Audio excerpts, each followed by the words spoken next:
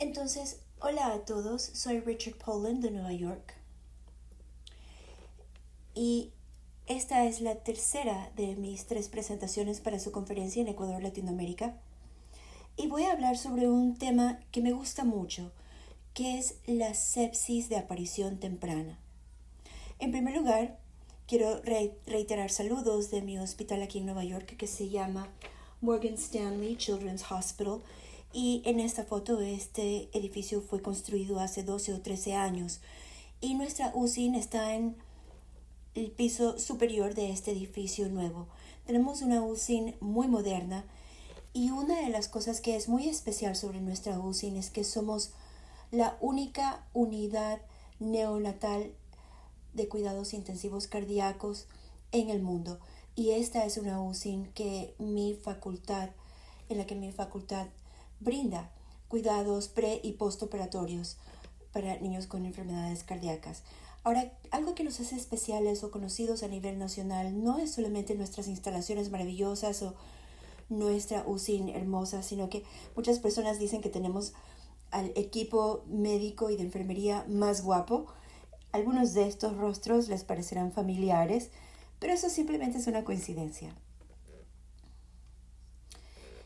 Entonces, cuando un bebé es admitido con una sospecha de sepsis o una historia de posible sepsis, tendemos a utilizar un enfoque graduado. Si el infante se ve bien y los factores de riesgo de infección son menores, vamos a permitir que el infante permanezca con la mamá. O si estamos un poco más preocupados, los llevamos a una enfermería de cuidados especiales y los sometemos a observación. Y luego, si estamos sumamente preocupados, podemos hacer un cultivo de sangre, un CBC, e iniciarlos con antibióticos. Cuando yo era interno en neonatología en los 70, nosotros pensábamos que sepsis es un tema bastante aburrido. Si hay factores de riesgo o señales clínicas, hacíamos un CBC, un cultivo de sangre y los iniciábamos con antibióticos. En los 70 era penicilina y kanamicina. Entonces, la frase que yo utilizaría para describir ese enfoque es uno en el que no hay que pensar mayormente nada. Y por supuesto sí pensábamos en la toxicidad aminoglucósida que puede afectar el cerebro o los riñones, pero en lo que no pensábamos es que algunos antibióticos de hecho pueden aumentar la mortalidad, como ha sido demostrado con cefalosporinas de tercera generación, o pueden afectar a la microbioma, causando una disbiosis. Y esto ha estado por lo menos asociado con un aumento en DBP en los bebés o en enterocolitis necrotizante. Pero también hay otras consecuencias en las que debíamos haber pensado. Separar a los bebés de las madres no es una buena idea. Esto demora el vínculo que se genera mediante la lactancia, genera procedimientos innecesarios y pruebas con un riesgo de infiltración IV y un periodo de tiempo prolongado de hospitalización, y se aumentan también los gastos. Entonces, este es un estudio económico de hace unos años en los Estados Unidos y hubo una estimación del costo de evitar una muerte al admitir y tratar a cada infante expuesto a coriomionitis, que saben que es un factor de causa de la sepsis. Y el costo en Estados Unidos fue 10 millones de dólares. Imaginen lo que cuesta a nivel mundial si se admitiera y tratara a cada bebé con coriomionitis. Ahora, estos números son bastante obvios y mira a los bebés en diferentes edades gestacionales, de 22 a 24 semanas. La incidencia de sepsis a término es baja, la mortalidad no es mayor al 1%, y en los bebés más inmaduros, con la incidencia de sepsis puede ser tan alta como 32 por cada nacido vivo, con una mortalidad que llega casi al 50% en nuestros bebés pretérmino más pequeños. En bebés con buena apariencia a término y a término tardío, la incidencia de aparición temprana de sepsis, EOS por su sigla en inglés, puede ser tan baja como 1 sobre 25.000. Es decir, es como buscar una aguja en un pajar. Entonces, las investigaciones de sepsis son más comunes en bebés con sepsis comprobada. La mayoría de los infantes no tienen enfermedades infecciosas y no tienen sepsis. Y se ha calculado en Estados Unidos que hay 150.000 hasta 600.000 evaluaciones que descartan sepsis cada año en la UCI. Ahora, para nuestros bebés pequeñitos, esta es una población de muy alto riesgo, como les mostré hace un par de diapositivas. La mayoría de las muertes por sepsis ocurren en bebés con un muy bajo peso al nacer. Hasta el 90% de bebés con muy bajo peso al nacer reciben un amplio espectro de antibióticos por posible sepsis. Una terapia de antibióticos prolongada es utilizada en un tercio de bebés con un peso al nacer sumamente bajo, más o menos de 5 días o más, y la terapia prolongada de antibiótico ha sido asociada con un aumento en los riesgos de mortalidad, DVP y enterocolitis necrotizante. Entonces, ¿cómo identificamos a un bebé con señales clínicas o factores de riesgo que de hecho está infectado? Y volviendo a mi primera diapositiva, eso es como encontrar una aguja en un pajar.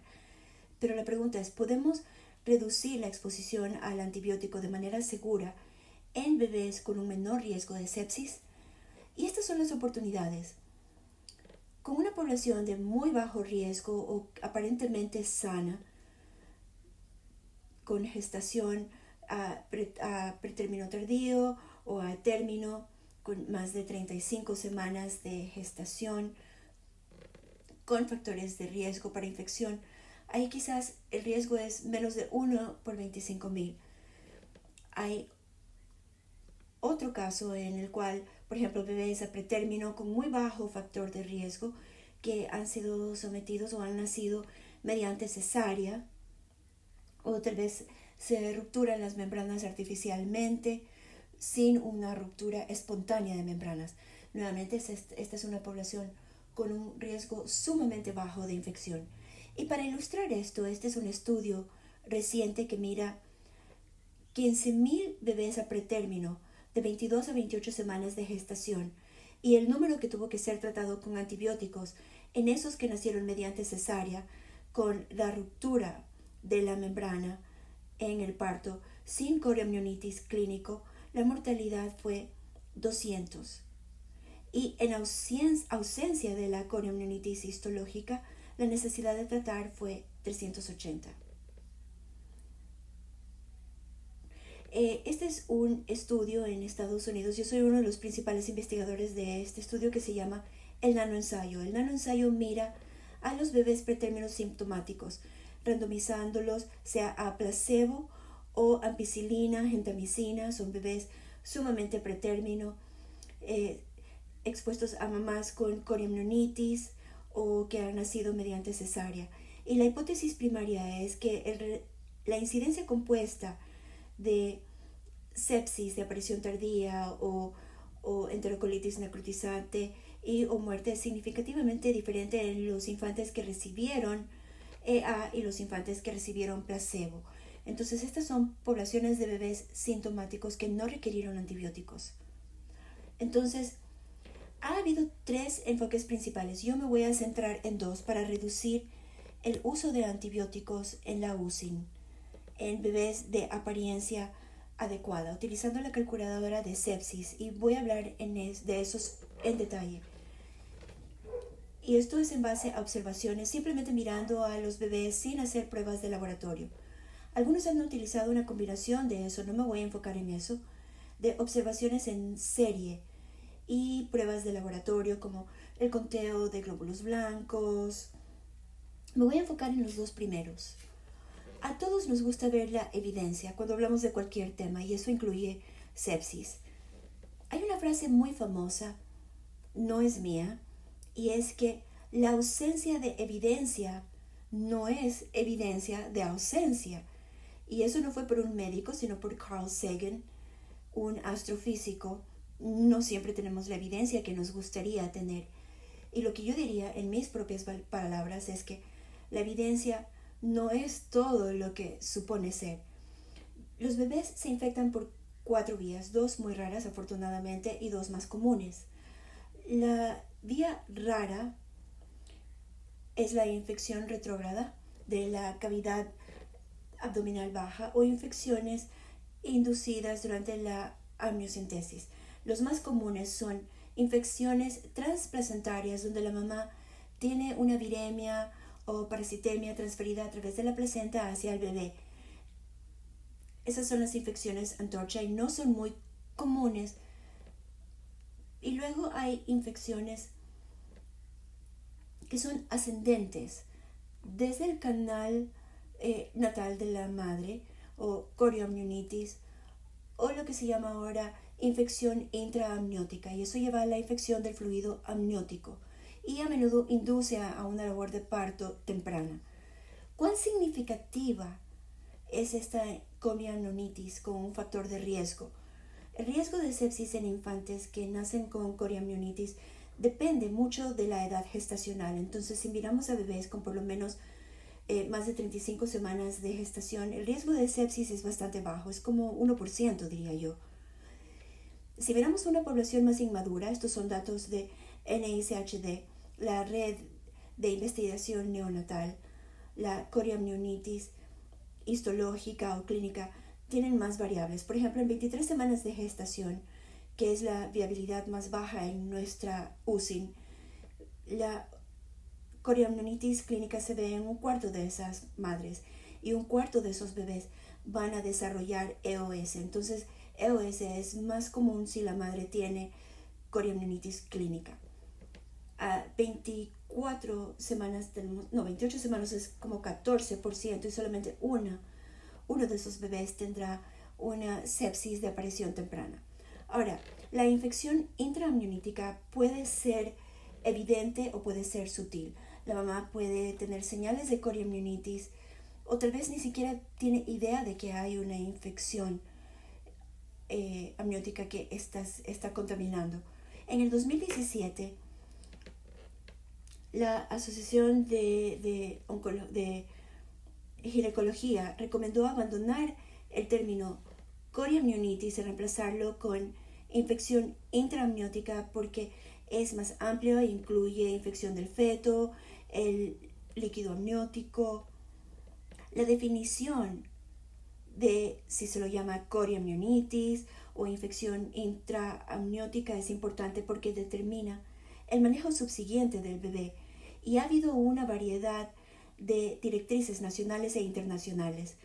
Esta es una que yo escribí en la Academia Americana de Pediatría, que dice que si la madre tenía corioamnionitis deben tener un cultivo de sangre al nacimiento, un conteo diferencial de glóbulos blancos más o menos a los 6 horas de vida.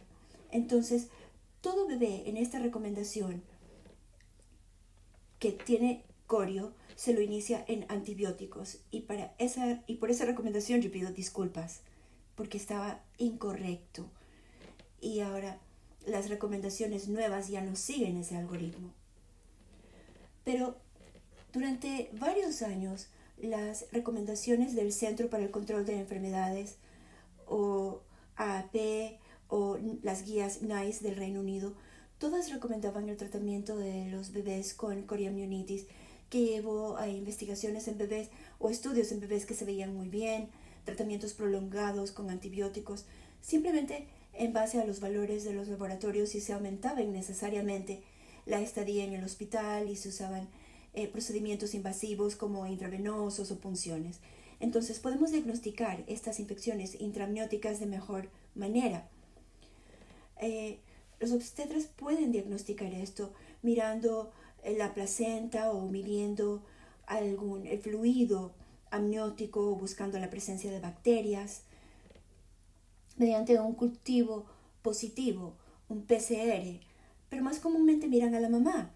Tiene señales clínicas asociadas con la corioamnionitis, por ejemplo, fiebre, taquicardia, una descarga o una secreción vaginal anormal. En 1991 se publicaron estos datos de la Universidad médica y se utilizaron durante varios años y definieron a la coriamnionitis como una fiebre materna no explicada mayor a 100.4 grados, que es 38 grados centígrados, más por lo menos dos de los siguientes: taquicardia materna, taquicardia fetal, un conteo elevado de los glóbulos blancos en la madre. En el 2015 yo dirigí un taller en ICHD para tratar de determinar o desarrollar una nueva terminología para que los obstetras no llamaran a la fiebre materna como coriamnionitis. Y surgió un término nuevo que se llama inflamación o infección intrauterina, triple I. Y la idea era tratar de separar a la fiebre, que puede ser por otras causas en las mujeres, incluyendo la coriamnionitis. Y surgieron tres categorías, no las vamos a ver en mayor detalle: fiebre aislada, triple I, sospecha de triple I o triple I definitivo. Y luego en el 2017 ACOG desarrolló un criterio muy similar: una fiebre materna aislada que es de 38 a 39, diagnóstico de una infección intrauterina, una sospecha de la misma, con fiebre materna, más factores clínicos adicionales, leucocitos maternos, una secreción cervical purulenta o taquicardia fetal. Y entonces, con ese diagnóstico basado en el fluido amniótico positivo, en las pruebas consistente con infección o evidencia de la infección placentaria o inflamatoria. Y dicen que cuando se sospecha o se confirma la infección intramniótica hay que dar antibióticos, y estoy de acuerdo, pero también se debería considerar en mujeres con una fiebre aislada, por ejemplo. Y yo sentí que esto era demasiado débil porque las mujeres que tienen otras fuentes de infección, no necesariamente una infección intramniótica, van a ser tratadas innecesariamente. Entonces, este criterio se sigue utilizando mucho para el inicio de antibióticos, pero la fuente de la fiebre puede ser, por ejemplo, extrauterina como epidural, o puede ser una infección viral o ambiental. Cuando el obstetra dice que hay una infección intramniótica, en realidad están adivinando, falta de precisión. Entonces voy a mostrarles un caso. Este es el bebé Kim, que es un bebé temprano con 37 semanas de gestación, con ruptura de membranas por 26 horas. La mamá fue positiva para el cultivo de GBS y recibió antibióticos intraparto, ampicilina y gentamicina 2.5 horas antes del parto. El bebé fue succionado y secado por la enfermera. Se le colocó CPAP con 21% de O2, y la dificultad respiratoria, cuando desapareció, se le retiró el CPAP. Y ahí está el bebé Kim, que se ve relativamente feliz. ¿Cómo manejaríamos a este infante? Se le puede dar cuidados de soporte sin antibióticos, con pruebas o cultivos, o se puede hacer CBC con antibióticos de amplio espectro, o un estudio o pruebas de conteo de glóbulos blancos, un CBC. Cuando pensamos en bebés que potencialmente tienen sepsis, yo pregunto, ¿son sintomáticos o asintomáticos? ¿O hay presencia de factores de riesgo? Entonces, el bebé que es traído a nuestra UCINI son críticamente sintomáticos, ahí no hay mayor cosa que pensar, simplemente se lo trata. Si son asintomáticos y hay factores de riesgo, bueno, hay algunas opciones. Diríamos, por ejemplo, si es un bebé a término, lo podemos observar. O si hay mayor preocupación, podemos hacer algunas pruebas de diagnóstico. O si es un bebé pretérmino, yo creo que esa es una categoría en la que valdría tratar a ese bebé. Hay una tercera categoría, y son bebés que nacen sin factores de riesgo, pero que son clínicamente sintomáticos, aunque no están críticamente enfermos. Y lo que yo digo es, esperemos. Y hay que esperar a que las señales o los síntomas de este bebé mejoren en 24 horas. Si mejoran, no hay razón para hacer nada más. Si persisten, entonces tal vez vamos a realizar pruebas de diagnóstico para decidir si vamos a tratar o no a ese bebé.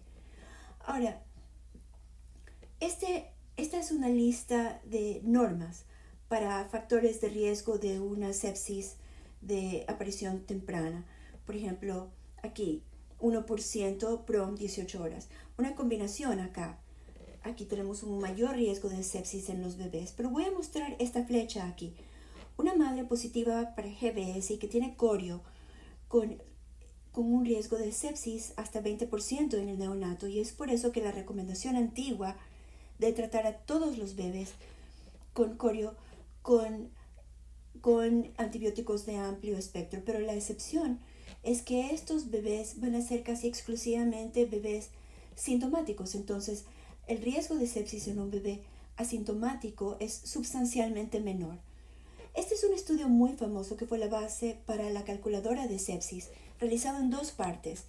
Es un caso de control con bebés de por lo menos 34 semanas de gestación, menos de 72 horas de edad, con 350 bebés con sepsis y más o menos 1000 controles. Y lo que hace que este estudio sea interesante es que no tenían valores de corte para cosas como temperatura materna o ruptura prolongada de membranas, pero lo que hicieron es que miraron todas las variables como variables continuas. Los 2 mejores valores predictivos para sepsis en los bebés son la temperatura materna más alta y la edad gestacional. Esta es la tasa de sepsis de acuerdo con la edad gestacional.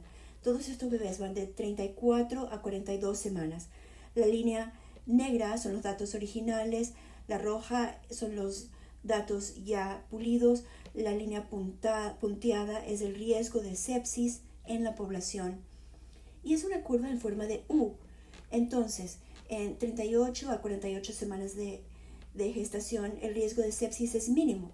En los bebés extremos más prematuros, a medida que van llegando a post-término, la tasa de sepsis va subiendo significativamente. Y este es el índice de sepsis de acuerdo a la ruptura de membranas. Aquí todo esto se considera significativo, pero pueden ver aquí que aún en duraciones cortas de ruptura de membranas, esto aumenta el riesgo de sepsis por encima de la línea base de riesgo que se ve en la línea punteada. Duraciones mayores de ruptura de membranas aumenta el riesgo aún más. Aquí vemos la temperatura de la madre. 104 se considera significativo, pero vale la pena destacar que a medida que se eleva la temperatura de la madre, el riesgo de sepsis en la población aumenta también. Y lo que el doctor Popolo hizo es que tomó 6 variables y los colocó en un algoritmo que se llama la calculadora de sepsis. Y esa variable incluye la edad gestacional, la temperatura materna, la duración de ruptura de membranas, la madre es estreptococo grupo B, el tratamiento intraparto materno y si fueron otorgados antibióticos. Y si tomamos el caso anterior del bebé Kim, vamos a tener un número de riesgo de sepsis de 1000 al nacimiento, o bueno, ese número es 1.61. Ese es un bebé en el cual tal vez querramos hacer una prueba de laboratorio, pero no necesariamente darle antibióticos. El doctor Escobar y el doctor Popolo continuaron y dijeron, a ver, un momento, sabemos que podemos pronosticar el riesgo de sepsis en base a los factores de riesgo y el historial, pero ¿qué tal si incorporamos las señales y los síntomas del bebé? Entonces tenemos la probabilidad del preensayo en base a los datos, la presentación clínica, es decir, es asintomático, levemente sintomático o muy sintomático, y luego la probabilidad posterior, que es la nueva proyección que resulta de la combinación de estos dos. Entonces, si tomamos a nuestro bebé de nuestro estudio de caso y vemos que tiene una buena apariencia y lo colocamos en la calculadora de sepsis, el riesgo de sepsis es sumamente bajo, 0.66 por cada nacido vivo. Si el bebé es sintomático pero no seriamente enfermo, el riesgo de sepsis es muy alto, 7.98. Ese es un bebé que necesita antibióticos. Y si el bebé es sumamente sintomático, sube como a 33. Y ese es un bebé que claramente también necesita antibióticos. Ahora, entonces me gustaría terminar mi charla hablando sobre temas controversiales relacionados con sepsis. 1. Ocurre EOS en bebés que están totalmente bien al nacer, sí, es así, pero es muy raro. Y la sospecha de la infección intramniótica de las mamás hace que sea obligatorio el tratamiento de todos los neonatos. La respuesta es no. ¿Cuán efectivas son las observaciones en serie sin la calculada sepsis? O sea, ¿cuál es el valor de tener algunos estudios de laboratorio o un cultivo de sangre? Cuando se sospecha sepsis debido a señales anormales, el bebé se ve enfermo, hay que darle antibióticos.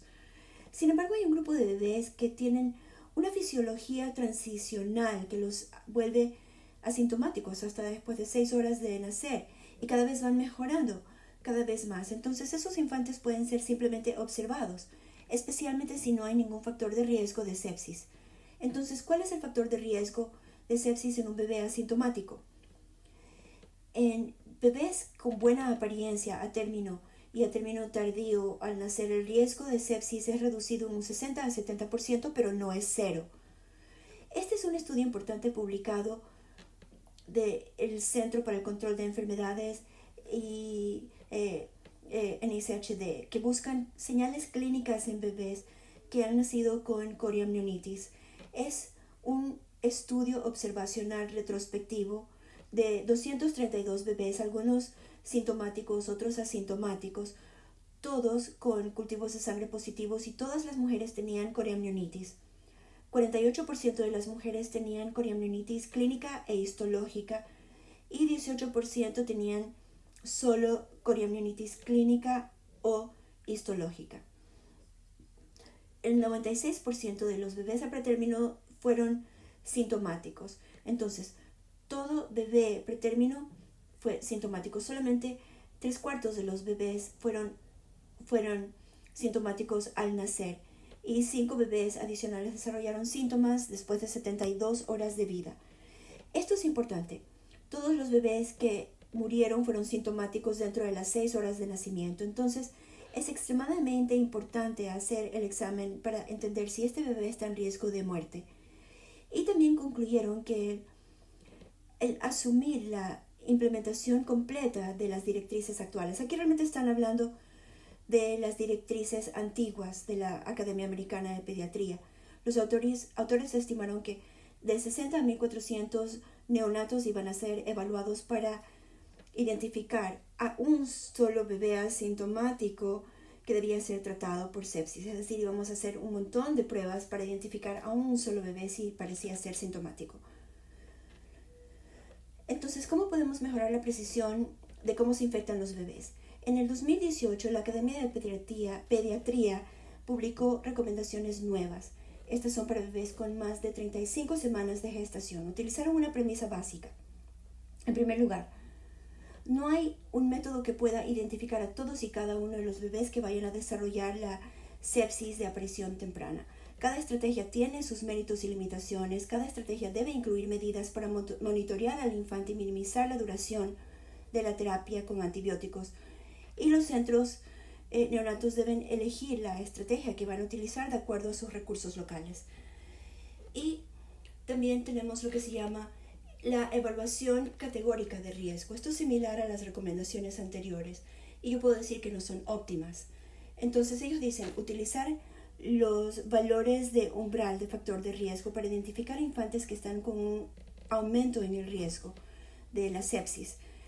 Los factores de riesgo incluyen cualquier infante neonato que parece enfermo, coriamnionitis clínica, una madre con colonización de GBS, si la madre tiene GBS pero reciben una profilaxis intraparto inadecuada, o la duración de ruptura de membranas es mayor a 18 horas o la edad gestacional menor a 37 semanas, se recomienda pruebas de laboratorio o antibióticos empíricos. Pero si la colonización materna con GBS recibieron una profilaxis inadecuada, pero que no hay ningún otro factor de riesgo, tal vez no hay que recibir antibióticos y simplemente observar a los bebés. Entonces hay 3 grados en los cuales ofrecen antibióticos o solamente pruebas de laboratorio o observación. El problema con la evaluación categórica de riesgo es que no tienen una definición clara para la enfermedad clínica. tienen dificultades en establecer un diagnóstico clínico de la infección intraamniótica materna. Hay una consideración inconsistente de si dar antibióticos o no, y no hay directrices claras para las pruebas de laboratorio. Y esto me lleva a la calculadora de sepsis, que creo que es maravillosa y ha sido utilizada en cientos de miles de bebés, que utiliza datos objetivos recogidos al nacer, información histórica y la condición del neonato de 6 a 12 horas de vida, un cultivo de sangre, una observación clínica mejorada que se recomiendan y, por ejemplo, y si es que es mayor a 3, se recomiendan antibióticos. ¿Cuáles son las limitaciones de la calculadora de sepsis? Todavía se le escapa una porción de los bebés o de los infantes con un riesgo de sepsis de aparición temprana y recomienda tratamiento de más de 200 infantes que realmente nunca llegan a desarrollar sepsis. Entonces, infantes con una presentación equívoca y un puntaje de calculadora mayor, igual o mayor a 1, pero menor a 3, que requiere de un conteo de sangre, un CBC. Y probablemente esto va a sobreponerse con los bebés que se ven bien, que tienen una buena apariencia. Hay bebés que se ven asintomáticos al nacer o que parecen ser sintomáticos al nacer y luego se vuelven asintomáticos. Ahora, este es un estudio de seguimiento mirando la implementación de la calculadora. Aquí tenemos la línea base, aquí tenemos información histórica que se utilizó en la calculadora y aquí es donde se utilizó la calculadora completa. Y es bastante impresionante. Las tasas de evaluación mensual de sepsis fue como de un 15% a 5%. Este es un metaanálisis que muestra el riesgo relativo de la terapia empírica de antibióticos y vemos que hay una reducción significativa. Aquí tenemos la relación de riesgo y los intervalos de confianza. Entonces, cuando se utiliza, vemos que la calculadora de sepsis ha reducido significativamente el uso de antibióticos empíricos. Ahora, esto es con algunos bebés que han demostrado infección. Estos son simplemente estudios observacionales. Aquí tenemos el número de infantes en el estudio, las edades gestacionales, son 34 semanas o más. Tenemos los cultivos de sangre aquí en cada uno de estos, que son positivos, y acá positivos falsos. Y vemos que una porción sustancial de bebés que fueron infectados, hasta un 30%. Y luego aquí tenemos observaciones en serie, que es maravilloso pero no fácil. Esto se basa en señales clínicas de enfermedad para identificar a los bebés con una sepsis de aparición temprana. Utilizando este enfoque, indistintamente de los factores de riesgo de EOS en infantes que parecen enfermos al nacer y que luego desarrollen señales de enfermedad.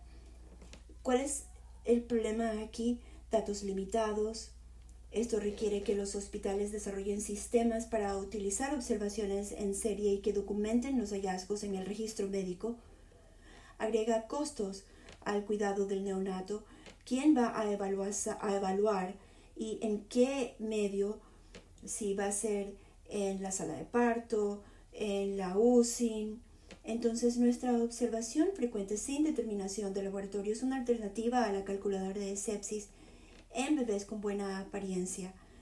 Me parece que, bueno, yo elegí este artículo del 2019 porque es más o menos la norma de oro para las observaciones en serie y es de Bill Bennett en Stanford. En este estudio, todas las enfermeras posparto fueron educadas sobre las señales de sepsis y la importancia de las evaluaciones clínicas repetidas. Los médicos internistas asistieron en todos los partos y evaluaron al infante y se los evaluó cada 30 minutos durante las 2 primeras horas de vida. Infantes expuestos a coriamnionitis con buena apariencia de más de 35 semanas de gestación fueron admitidos directamente a la unidad de posparto para ser evaluados cada 4 horas. Eso es después del periodo inicial de 2 horas. Y los datos se ven aquí iguales a los de la calculadora de sepsis. Miramos un cambio en la práctica donde emplearon las observaciones en serie en bebés con ampicilina, y una vez que iniciaron las observaciones en serie, el uso de ampicilina se redujo significativamente. Estos son estudios que han empleado el enfoque de la observación expectante. Entonces, estos son casos de sospecha de sepsis, cultivos con sepsis demostrada o comprobada, y acá bebés que han sido afectados por la espera vigilante. Entonces, para ser justo, en este un estudio había 3 bebés con una infección severa. Ahora, mirando todos esos estudios y asumiendo que esos 6.000 bebés y los síntomas severos se desarrollaron solamente en 3 bebés que tal vez han sido lastimados por el enfoque de espera vigilante con factores de riesgo de sepsis. Ahora, una demora en la lactancia en las 2 primeras horas de vida y sin necesidad para tratar, vemos 2.1. Ahora, aquí estoy diciendo que el número de bebés que desarrollaron sepsis severa o que pueden ser lastimados por este enfoque es relativamente bajo. Finalmente, ¿cuál es el valor de simplemente hacer estudios de laboratorio, CBC? La respuesta es malo, porque fallan en identificar a los infantes que son asintomáticos al nacer. El examen físico puede finalmente excluir la infección el 99% de las veces. Recuerden que las señales clínicas pueden no estar presentes al nacer y por ende las observaciones en serie de los bebés en riesgo son obligatorias. Ahora, muy brevemente, la duración de la terapia antimicrobial. Cada vez que es posible, nosotros deberíamos tratar de detener el tratamiento de antibióticos a las 32 horas si el cultivo es negativo y el infante se mantiene asintomático. Los antibióticos deben ser continuados por 7 días en bebés que están críticamente enfermos y considerar una detención automática. La duración prolongada de la terapia antimicrobial tiene consecuencias adversas en muchos estudios. Este es un estudio reciente y con esto termino esta presentación de marzo del 2019. Es una mirada retrospectiva de la red de Canadá que ha estudiado a más de 14.000 bebés. El 41% recibió de 4 a 7 días de antibióticos y eso fue asociado con un resultado compuesto con un aumento de mortalidad, mayor morbilidad, incluyendo la sepsis de aparición temprana. Entonces, los bebés con sepsis clínica deben recibir una terapia empírica. No hay vuelta que darle. Los bebés asintomáticos a término y pretérmino que están con factores de riesgo de sepsis, incluyendo mujeres que tienen señales de infección intramniótica, pueden ser observados de cerca con una terapia empírica sin terapia empírica, utilizando la calculadora de sepsis más observaciones frecuentes. Hay grupos de infantes pretérmino con muy bajo riesgo de infección, aquellos que han nacido con indicaciones maternas y manejados sin antibióticos. Y podemos seleccionar grupos de bebés con muy bajo peso al nacer sintomáticos que pueden ser manejados sin el uso de antibióticos. Las 2 últimas diapositivas. El cultivo de sangre fue negativo y debido a pruebas o resultados de laboratorio no concluyentes, el infante solamente fue tratado por 48 horas, así como el bebé Kim creció para convertirse en una celebridad muy conocida. Aquí tenemos al bebé Kim con un peinado muy conocido y del otro lado tenemos al bebé Trump con el peinado del bebé Kim y no parece estar muy feliz. Así que muchas gracias.